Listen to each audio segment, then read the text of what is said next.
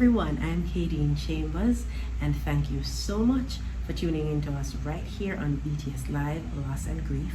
We're still talking about retirement. Yes, retirement and loss and grief, because listen, when you've identified yourself as a particular person doing a particular job in a particular career for years and years and years, and for some people, decades, right? When you get to that place where you no longer have that place to get up and go to and to carry out those activities, it is stressful. You go into a tailspin. There's an identity crisis, right? When you meet people and they say, you know, what do you do? You're at a loss. And who has been walking us through this? Yvonne Pubien, right? Who was a police officer for about 25 years. And yes, as young as she looks. And she went through it. She went through it when she just retired. And we're happy to say that she is now thriving. You know, she's gone through her dark night of the soul and found who Yvonne really is. Not Yvonne, the police officer, as she described in the full episode, but she found herself, and she's happy, at peace, and thriving. She's probably doing too much, you know, because there are times I'm saying, girl, you need to rest. But yes. So Yvonne, welcome back to BTS Live. Thank you. Right.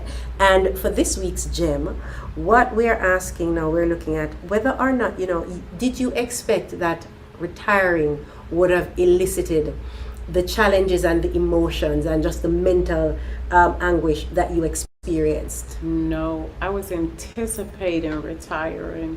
I was thinking about it more and more, setting a date in my mind as we got closer to the actual time that I can go ahead and retire and get my pension. I was excited about it. I was happy the day that I actually sat down and I told the chief, and we had just came off a major event. We had just went out and gave bicycles to all the kids who are recipients from the school, from a program I started called Secret Santa. Okay. So Secret Santa, whereas the chief would come out with all her command staff, and they would dress up, and we would load up the truck with bikes and toys, and they would honor at least 2 students from each school, not because of financial status, none of those things. It was all because you were excellent in school and your teacher or principal recognized you, and wow, that was it. So we had just finished this beautiful event. We went out to lunch. Everybody was excited. Nobody knew that I was gonna say that was gonna be my last day. Like, that was my last day. I didn't want to tell nobody. So we go upstairs, we're in the elevator, and I tell the chief and the deputy chief, hey, I need to talk to you guys about something. And I pull out my paper, and it's like, I love you guys, but I feel like it's time for me to go. So here's my 2-week notice. Well, my notice, because it was past 2 weeks. This is my last day. Right, because I go on vacation the next couple of weeks, so yeah, this is my last day. And they were kind of taken aback. You sure? Yeah, I'm sure. So I was excited about it. And so the emotions came out of the left field, like. And with that said, that means no one prepared you, but you also didn't think that there was anything to prepare for. Right, prepare for what? I knew I was leaving. I was ready to leave. So question, over the years, the decades that you were in the force, you must have known other people who had gone into retirement, or nobody who you knew closely like that? I've known people who, right, we didn't have such a close relationship. We worked together, and I kind of kept work people and people separately. We did an amazing job at work, and that's where it stayed at. So I had no emotional ties to them that I would say, what is it like? Or I just expected they were happy.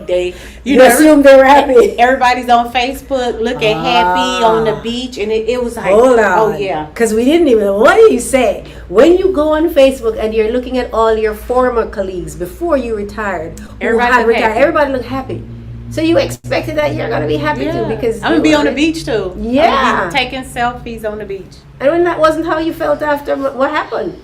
After 3 months, all of a sudden it was the voices of, what are you gonna do? Like, your life is over.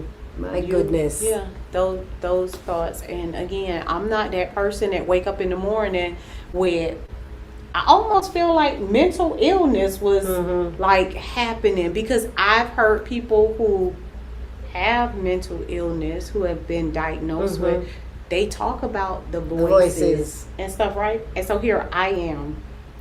Ladies and gentlemen, I want to say something to you though right here, that it's quite normal that we hear versions of voices. We do.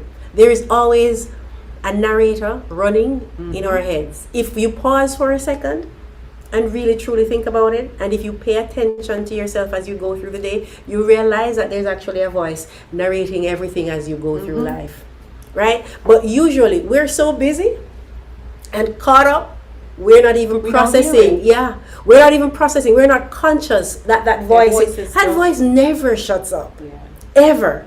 So when you become aware of it, all you can do is just ignore it. Like my voice. Do I give them voices? I probably have more than one going on.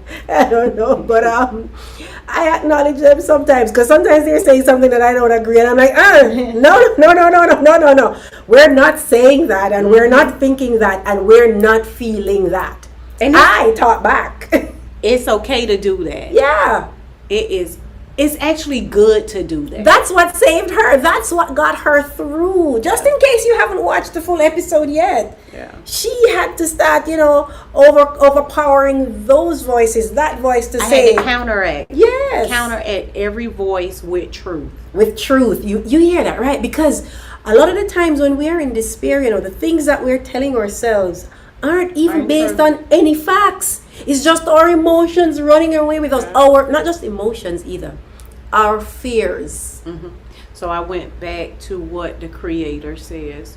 You are made lovely. You are made in His image. He tells you about your worth. He tells you about His plan for your future. And as I embraced those thoughts, then I started a rhythm again. Do you hear that? Tell me what the Creator says about us again. I love it. We are wonderfully and beautifully made in His sight. We're made in His image. And I needed that. Yes. Yeah. So you are worthy just as you are. You don't need a title. You don't need a particular career. It's okay to be Yvonne. Worthy. It's just yes.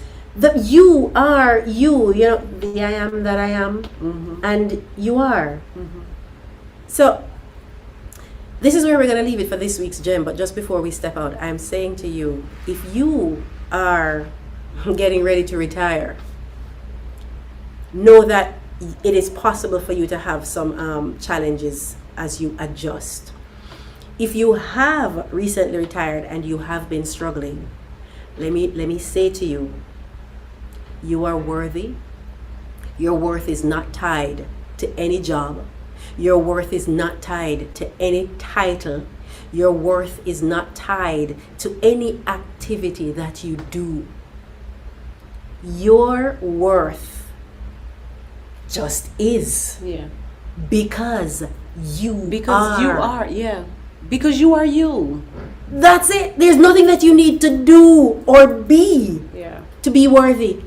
You just are. Yeah. Because you exist. Yeah. And ladies and gentlemen, if you know someone who has recently retired and seemed to be going through a challenge, and even if you're not thinking that they're going through a challenge, but you hear them say, please do not dismiss them. If you hear them saying, I don't understand, I'm feeling like I need to find something to do, or they're saying they feel listless, or other things that demonstrate that the adjusting is challenging, be kind.